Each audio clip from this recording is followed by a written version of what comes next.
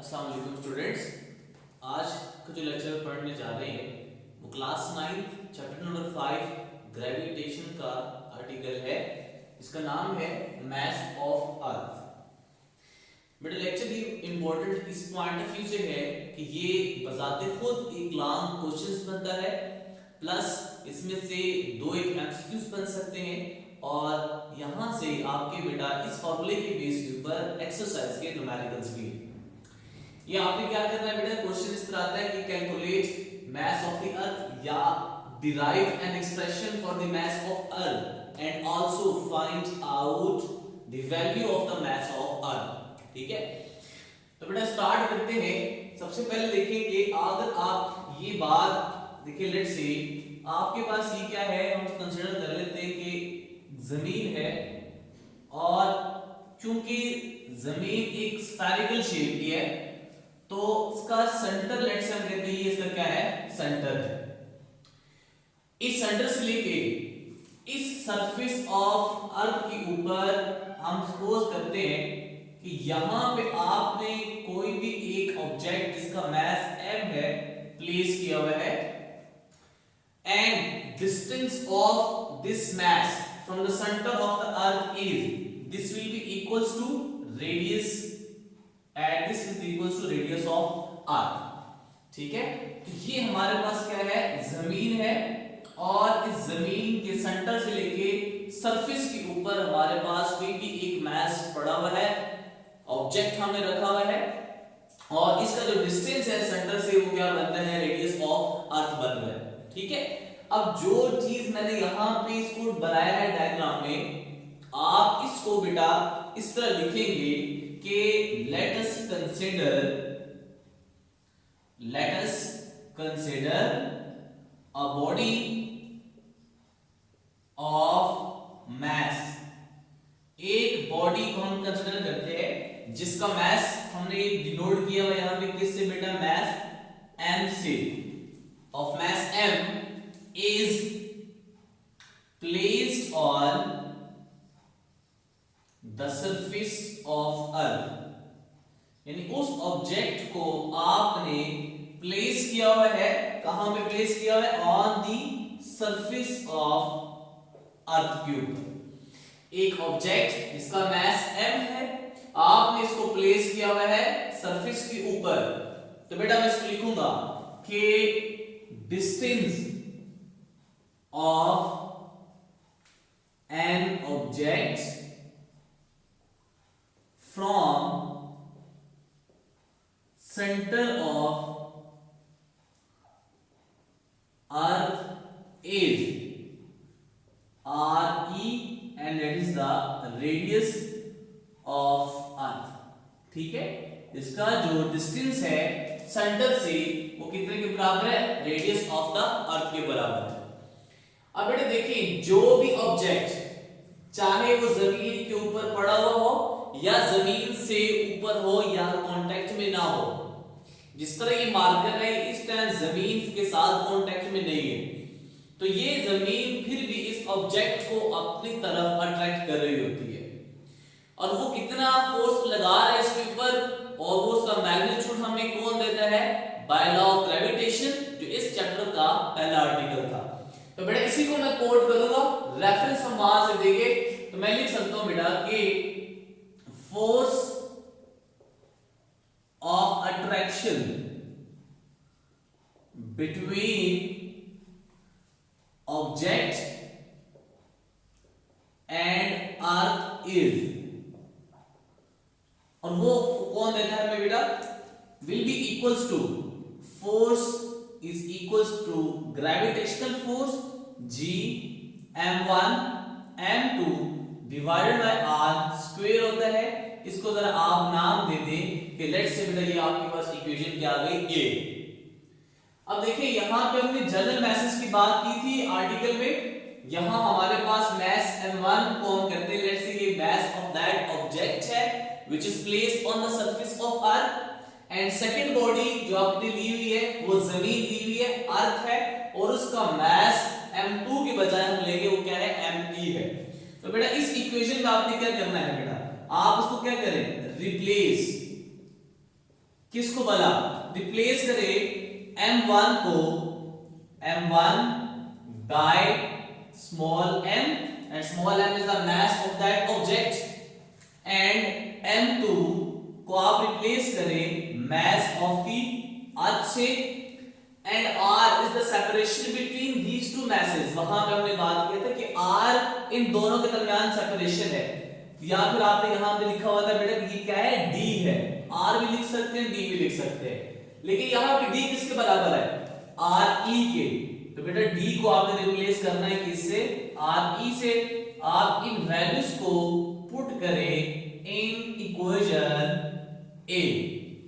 आप equation a में values put करें बेटा तो क्या आएगा, this implies that f g will be equals to g m, m1 की जगह हम स्मॉल m पुट कर देंगे, m2 की जगह हम कैपिटल M E पुट करेंगे, और d की जगह हम पुट करेंगे r e, और d के ऊपर यहाँ पे क्या है, स्क्वायर है, तो बेटा स्क्वायर के ऊपर आपके पास क्या आ जाएगा, स्क्वायर आ जाएगा। ठीक हो गया बेटा। इस इक्वेशंस को आप नाम दे दे कि इक्वेशन आपके पास क्या है, ये लेट्स से इक्वेशन b है। ठीक है, ये इक्वेशन आपके पास क्या बन गई, b इक्वेशन बन गई। अब अगर देखिए ये जितना भी लॉ ऑफ ग्रेविटेशन हमें फोर्स दे रहा है उसका मैग्नीट्यूड दे रहा है, ये जमीन इस ऑब्जेक्ट को अपनी तरफ अट्रैक्ट करेगी by force of gravitation, and this force will be equals to, ये फोर्स किसके बराबर होगी, जितना इस ऑब्जेक्ट का क्या होगा, वेट होगा।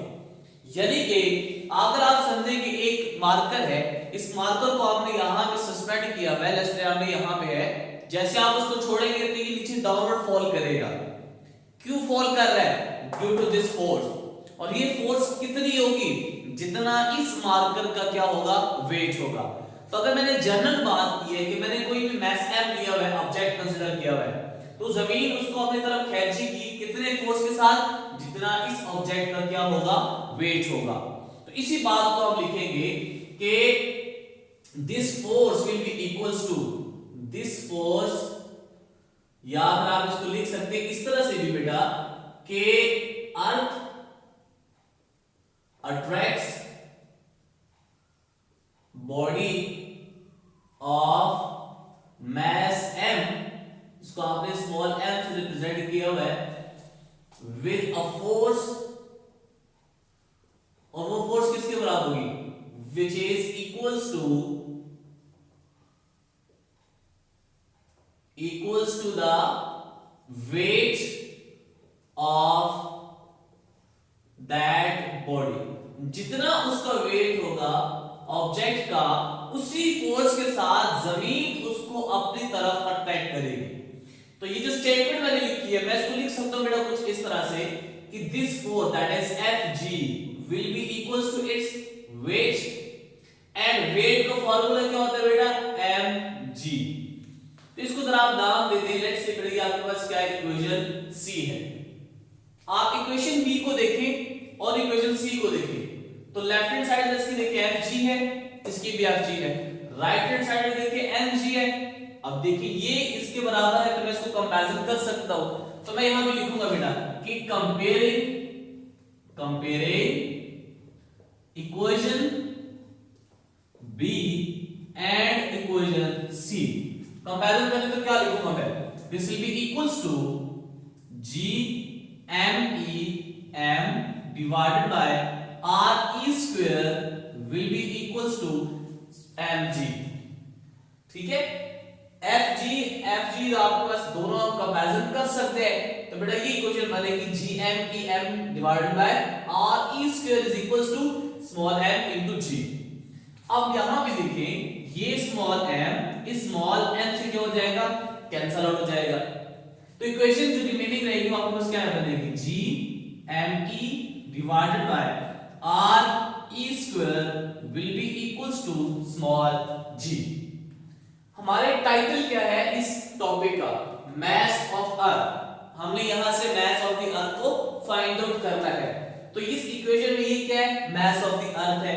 यहां हमें देखिए इसका फार्मूला को हमने डिराइव करना है, तो आर ई को बेटा इधर मल्टीप्लाई करें, तो बनेगा आपके पास कि G M E will be equals to g into re square।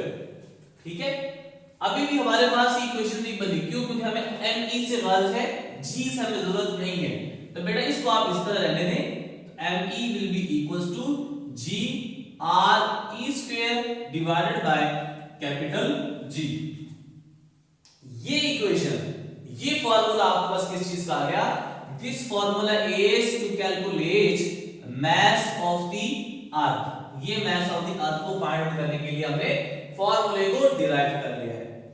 अब इस इक्वेशन को जरा आप नाम दे दें, लेट्स से ये एक इक्वेशन है स्टैटिक। इसमें हमें अगर क्वेश्चन आता है कि derive an expression for the mass of the earth, तो फिर तो बेटा आप यहां तक क्वेश्चन को अटेम्प्ट करेंगे।